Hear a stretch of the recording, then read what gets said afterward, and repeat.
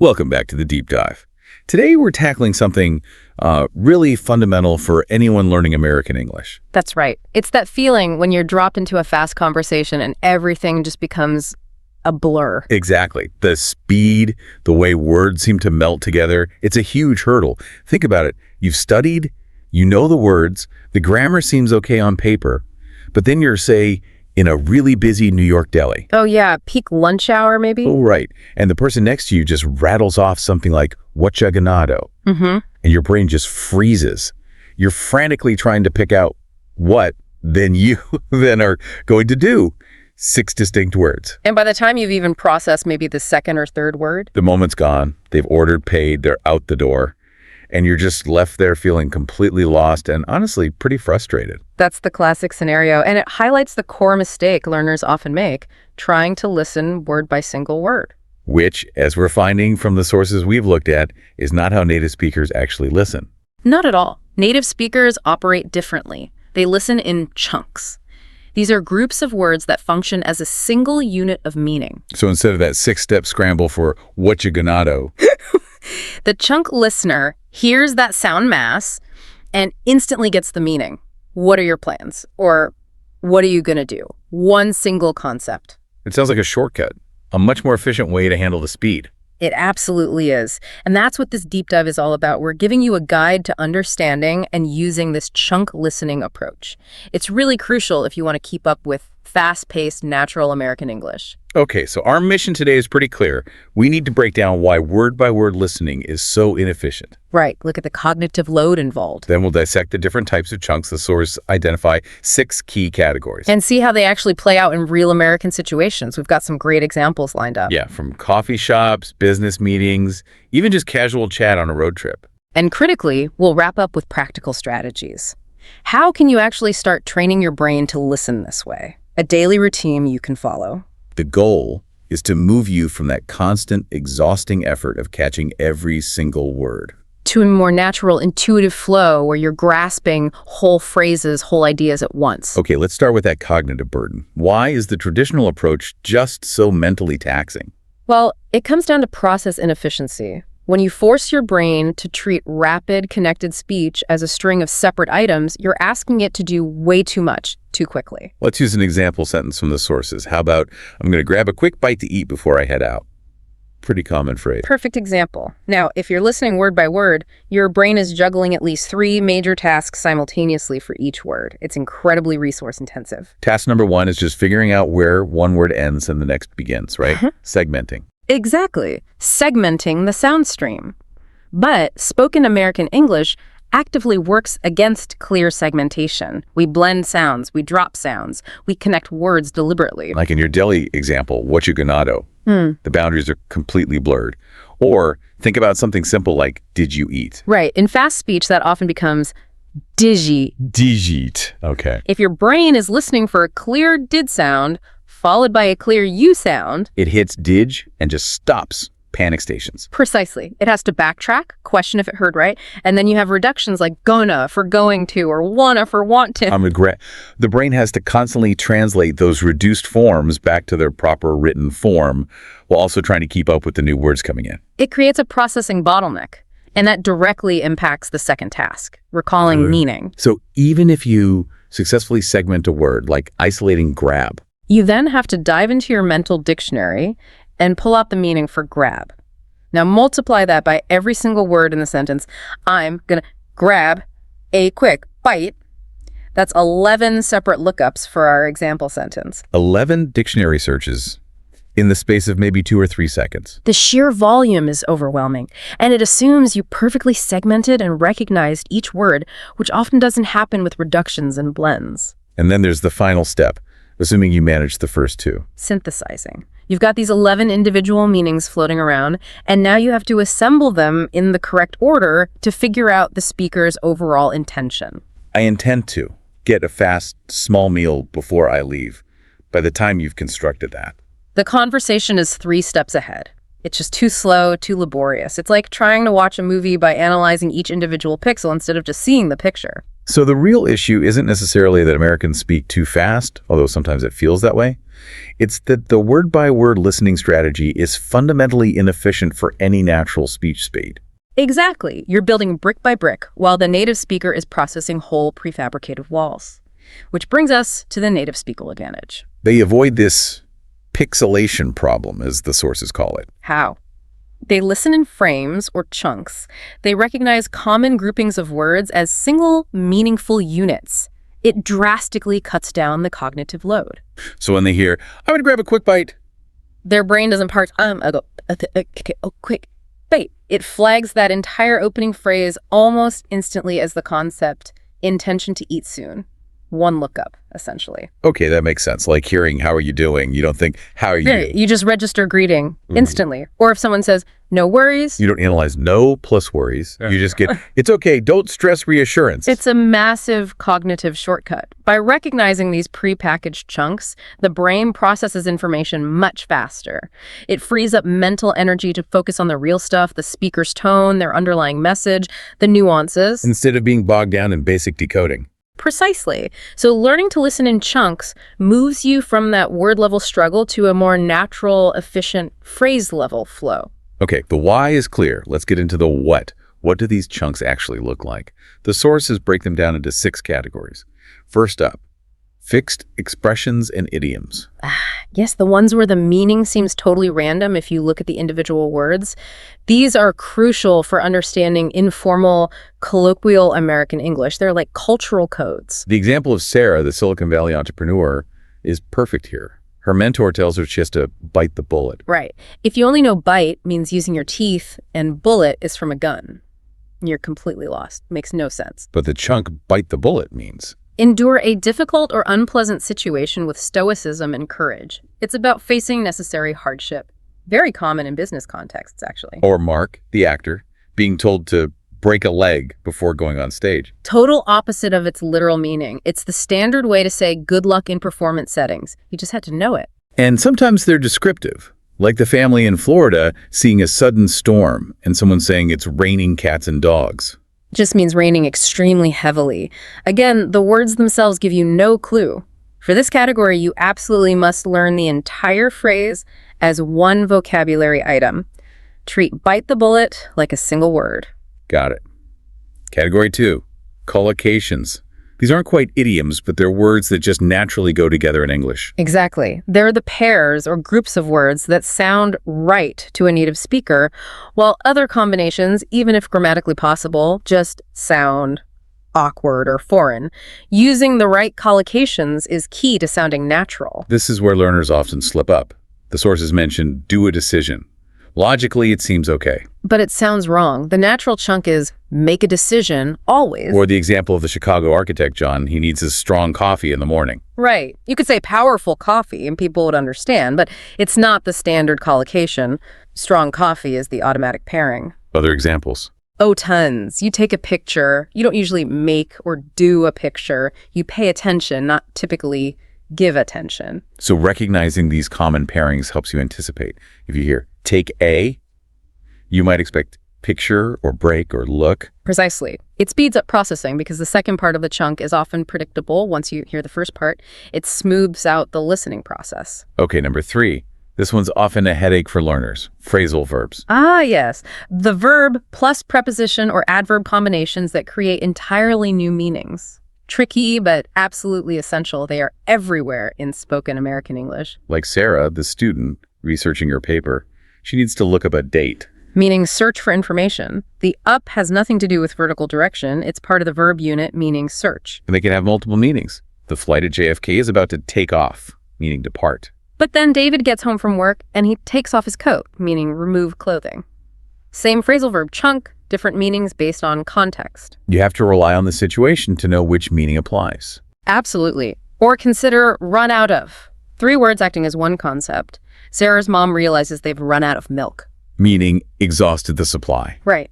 Or Mark struggling with his internet. I need to figure out this Wi-Fi. Meaning solve or understand. Again, figure plus out creates a meaning totally different from just figure. These have to be learned and recognized as single units. No way around it. They are fundamental building blocks. Okay, moving on from verbs to the flow of conversation.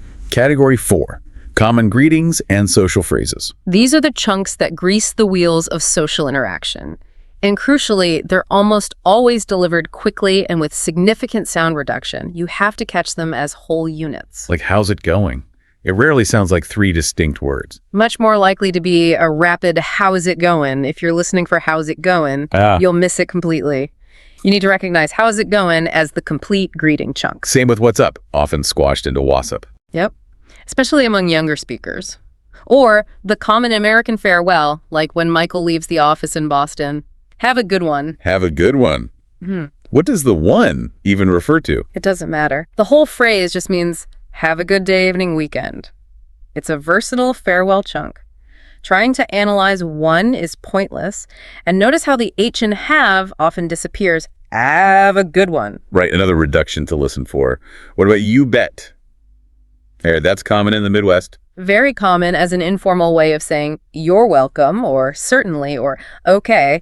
Again, it's a single functional unit of agreement or acknowledgement. These social chunks are all about speed, familiarity, and establishing connection. Makes sense. Now, category 5 gets a bit more subtle. Functional language and discourse markers, these aren't about core meaning, but more about navigation. Exactly. They're the little phrases speakers use to organize their thoughts, guide the listener, and manage the conversation flow.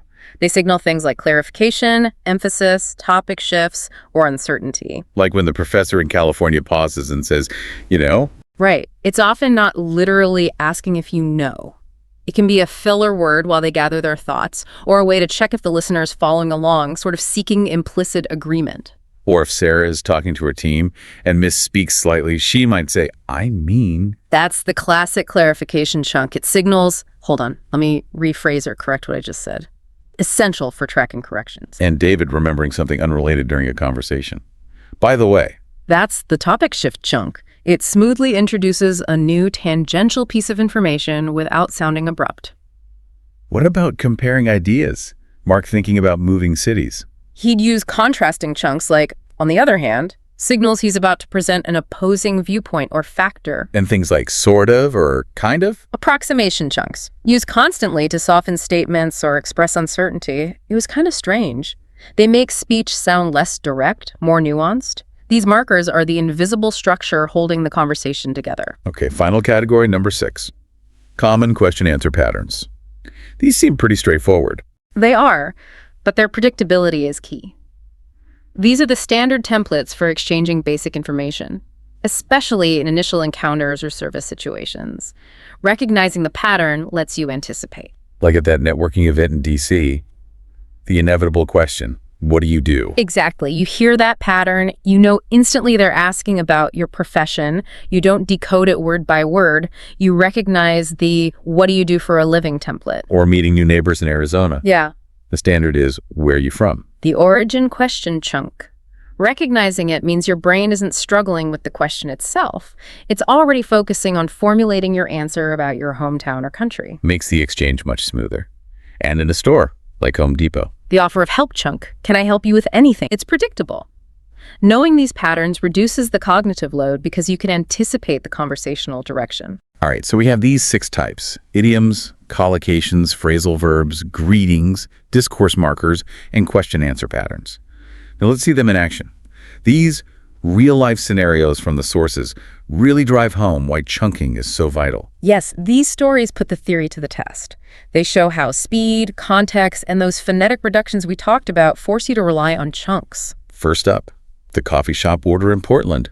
7:30 a.m., it's busy. Prime time for rapid-fire exchanges. The barista turns to you, probably barely making eye contact, and says, Wukenage Ferio. Wukenage Ferio. Okay, break that down. What can I get for you? But it's compressed into one sound unit. If you're waiting for a clear what or can, you're already lost. You need to recognize that sound blob as the order-taking initiation chunk. Precisely. Then comes the next potential hurdle. Fair, ear, to go. For here or to go. Again, heavily reduced. Maybe you only catch the go part clearly. You might guess correctly, but you're hesitating.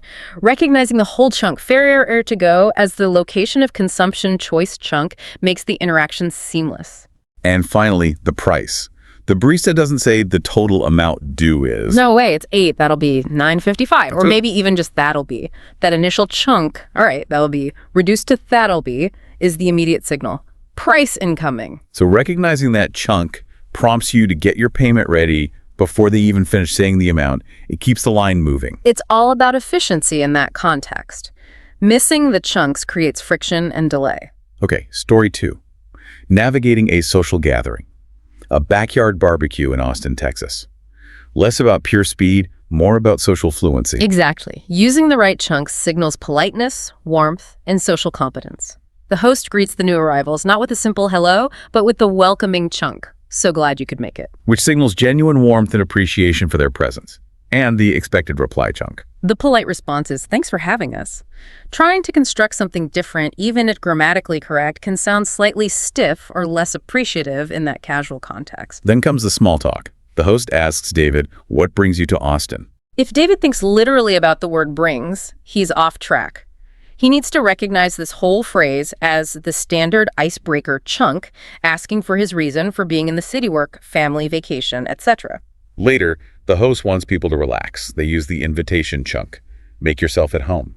Which means, please be comfortable, act as if you're in your own house, get what you need. It's a single unit of offering hospitality. And if David asks for something, say, a beer, the host might reply quickly with, you got it? Meaning, yes, certainly, I'll get that for you. It's a confirmation chunk, not about possession. Using these expected social chunks makes interactions smooth and friendly. Failing to recognize or use them can create slight, almost imperceptible social awkwardness. Got it. Story 3. A road trip conversation. Driving through Nebraska, Chicago to Denver. Casual chat, directions, maybe some urgency. This context brings in more descriptive chunks and, importantly, highlights those reductions again. Lisa checks the map and says, we're coming up on Omaha. Coming up on needs to be recognized as the chunk, meaning approaching a location. Right. Then Tom gets hungry. He doesn't say, I suggest we cease driving and procure sustenance. Aha, hopefully not. He uses the action chunk, let's pull over and grab some lunch. The whole phrase functions as the suggestion, stop the car to eat. And expressing what he wants to eat. I could really go for a good burger. That structure, I could really go for something, is the specific chunk for expressing a strong craving or desire. Parsing go for literally misses the point entirely. Then the moment of near disaster, a truck swerves. Lisa yells, whoa, that was close! An exclamation chunk. And follows up with advice. You gotta be careful out here. There it is again. Gotta. The reduction of have got to. Exactly. A native speaker hears gotta as the single unit expressing necessity or strong advice. If you're listening for the separate sounds of have, got to, you'll miss the urgency of the warning because the sound isn't what you expect. Recognizing gotta instantly is key. Okay, that makes sense. Scenario 4 moves us indoors. Story 4. The business meeting in Atlanta. Formal setting, but still full of chunks, just different kinds. Oh, absolutely. Corporate environments run on specialized jargon chunks. They signal efficiency, professionalism, and belonging to the group. The manager starts. Let's get started. Standard meeting initiation chunk. Then they might say, first, we need to touch base on the new campaign. Touch base on is the corporate chunk for discuss briefly or check in about. It's less formal than discuss, more action-oriented. If updates are needed, the instruction might be, keep me in the loop on that. That whole phrase, keep me in the loop, functions as one command. Ensure I receive all relevant updates and information. If you don't know the in the loop part, the instruction isn't clear. Analyzing data. Maybe they say, we need to drill down into the analytics. Drill down into means examine in great detail, go deeper. It's a metaphorical chunk common in data analysis contexts. Postponing a discussion. Good point. But let's circle back on that by end of day. Circle back on means revisit this topic later, a very common time management chump in meetings. And the ultimate discussion pauser. Let's put a pin in this for now. Yeah, put a pin in it is a crucial chunk. It acknowledges the topic's importance, but definitively pauses the discussion, often used by the person leading the meeting. Missing these corporate chunks makes it incredibly hard to follow the strategy and decisions being made. You'd feel completely lost. Okay, final scenario. Story 5. Watching a movie TV show set in LA. Focus here is on emotional and idiomatic chunks driving the plot. Exactly. Media relies heavily on these to convey character feelings and motivations quickly and colloquially. A character reacts to a surprise twist. Wow, that really came out of left field. Meaning it was completely unexpected. A baseball idiom that's entered general use. Or intense betrayal. I can't believe she threw me under the bus like that. Throw someone under the bus. Yeah. That's a strong one. It implies sacrificing someone else for your own gain or to avoid blame. Much more specific than just betrayed me. Definitely carries that weight. Expressing frustration, a character might say, ugh, I'm so over it. Meaning I'm fed up, annoyed, and finished with this situation. A very common chunk for expressing exasperation. And the advice given to someone upset, don't let it get to you. The chunk, meaning try not to be bothered or negatively affected by it. Or someone needing to vent. I just need to blow off some steam, meaning release pent-up frustration or anger. Or maybe suggesting resolution, let's talk it out. These chunks are shortcuts to understanding the emotional landscape of the story. Absolutely vital for following the plot and character arcs. Okay, we've seen the chunks, we know why they matter. Now, the crucial part. How do we actually develop this skill? What are the practical strategies? This is where the real work begins, moving from understanding to ability. The absolute foundation is a mental shift.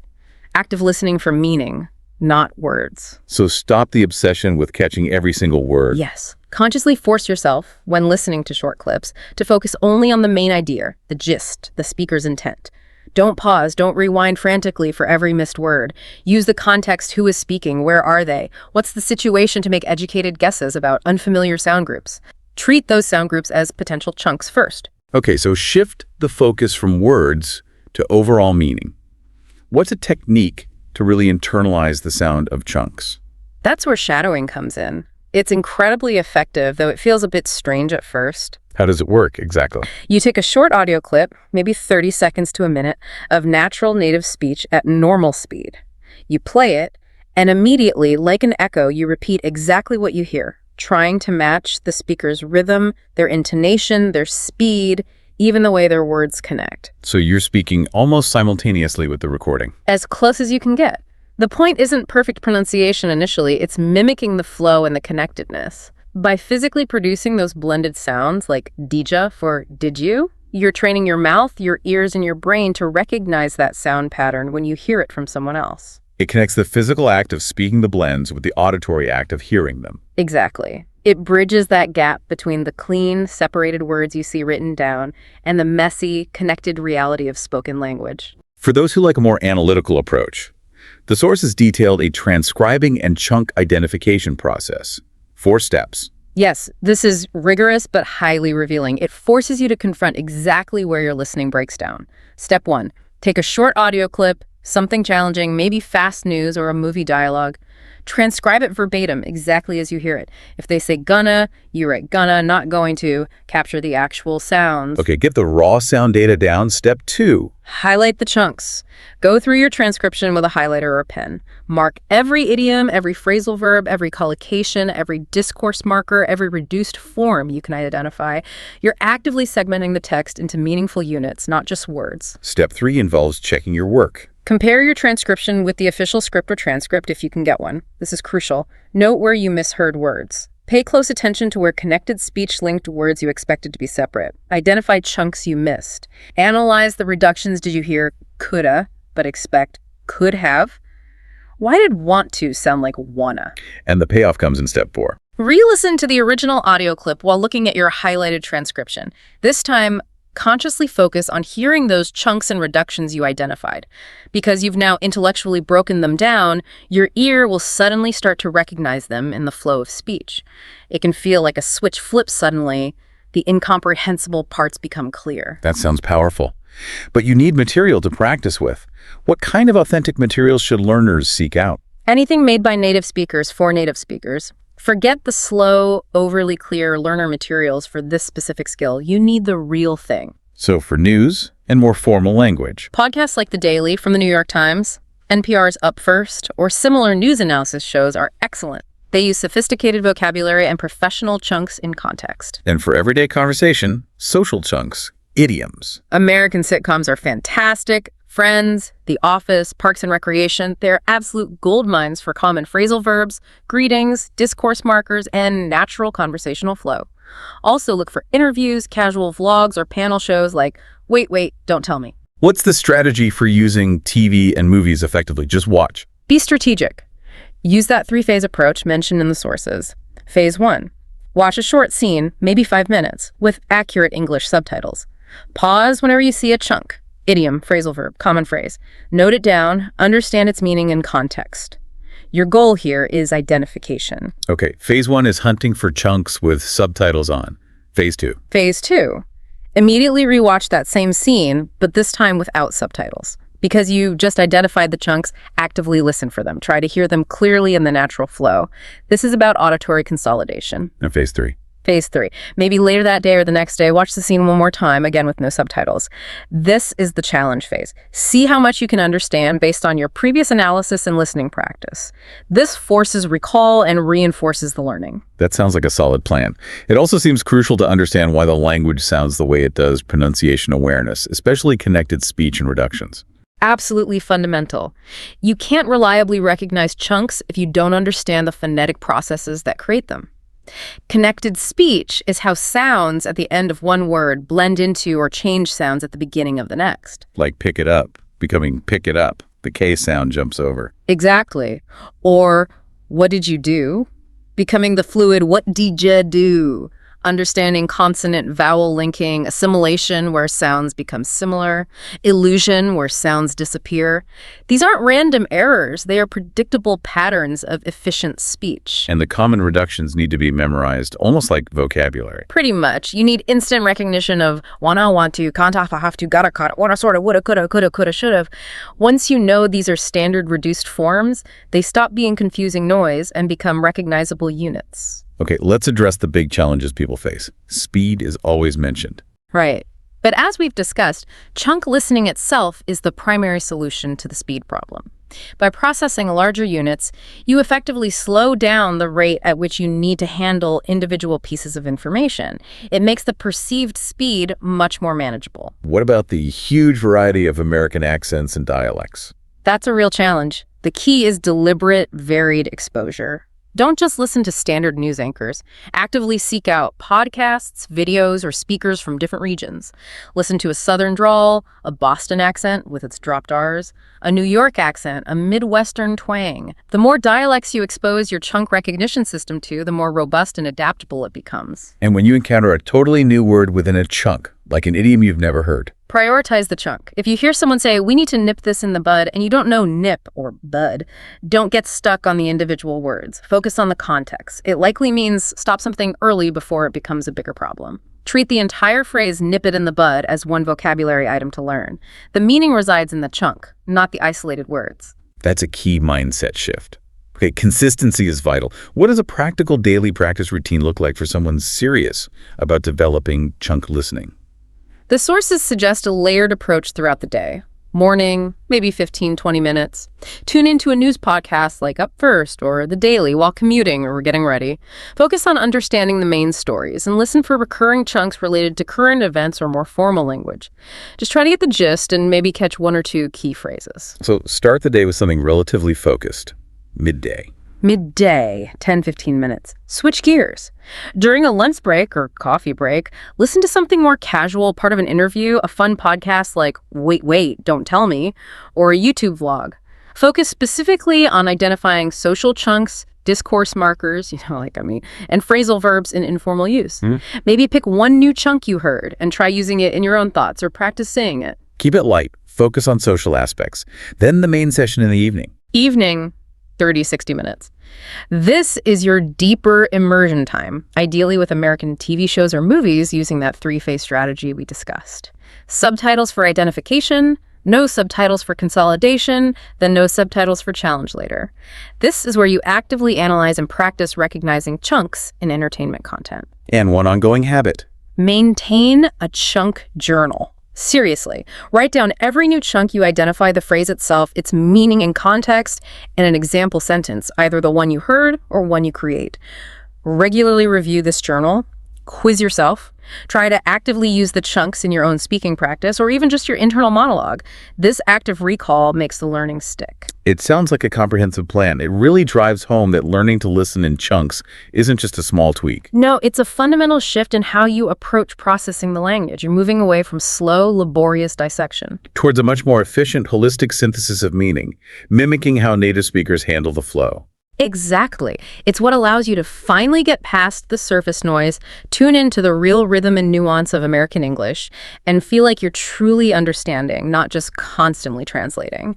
The blur starts to clear, the speed feels less intimidating. The language actually starts to come alive. We really hope this deep dive gives you the framework and the tools you need to make that shift and conquer the challenge of understanding fast, natural American English. It's a journey, but focusing on chunks is arguably the most direct path to fluency in listening comprehension. So, as you start practicing, as you begin tuning your ear to listen for these meaningful units instead of just isolated words, we want to leave you with a final thought to consider.